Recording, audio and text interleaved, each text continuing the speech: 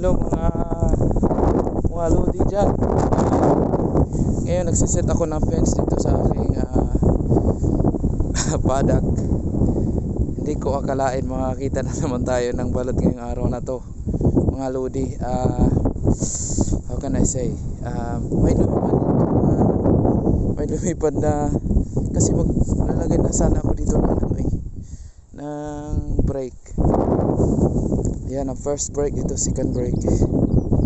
Tapos mga lodi, may lumipad doon na sabi ko, malapit lang sa fence. Mahilig sila dito malapit sa fence. At mga lodi, ito nakita ko dito. Meron ako nakita dito, ito butas itong butas Kita nyo na yan. Kita nyo na yan. Yung butas na yan. Pag titingnan natin dyan sa loob lodi, ayun, nakatambang. Yun, nakatabang ang itlog mga loads. So may mga na yan, may mga balahibo na yan. So balot na yan mga lodi.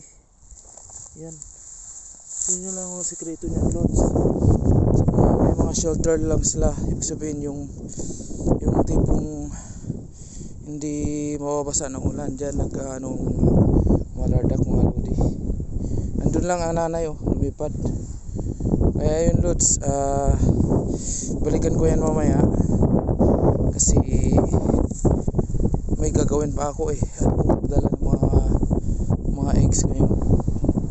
Mamaya na lang yan, babalikan ko yan mamaya.